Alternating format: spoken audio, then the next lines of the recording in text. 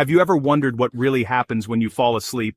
It's not as simple as flipping an off switch. In fact, sleep is more like a gradual dimming of the lights across a massive city. Different neighborhoods go dark at different times. For years, people thought of sleep as an all-or-nothing event, but recent research shows it's a spectrum. As I drift off, my brain doesn't just shut down all at once. Some regions, like the deep central areas, power down first. The hypothalamus, think of it as the brain's sleep conductor, starts the process by suppressing arousal. Then the thalamus, which usually relays my senses, quietly bows out.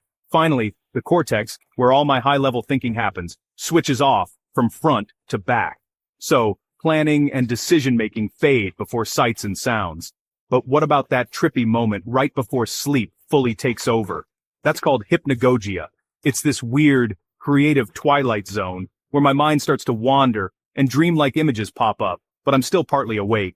Artists like Salvador Dali and inventors like Thomas Edison loved this state so much, they'd nap while holding something in their hands, just to be jolted awake and capture the strange ideas bubbling up. Science actually backs this up. People are nearly 3 times more likely to solve hidden problems when woken from this early sleep stage.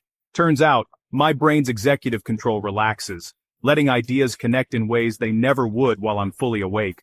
Waking up, though, is a whole different story. My brain fires off a slow wave, kind of like an internal alarm, that zips from deep inside out to my cortex.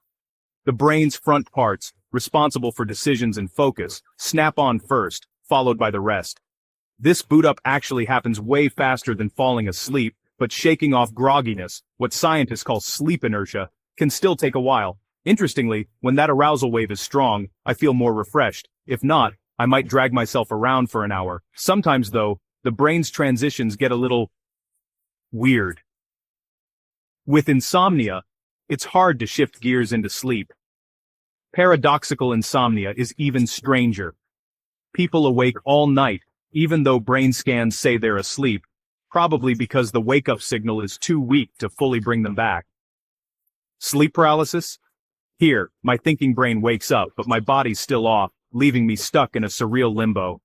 And sleepwalking? That's the arousal signal firing at the wrong time, making me part awake, part asleep. And get this, even when I'm awake, tiny clusters of brain cells can sneak in micronaps to recover from overwork. So being fully awake is never really the whole story. Sleep is mysterious, creative, and sometimes downright weird.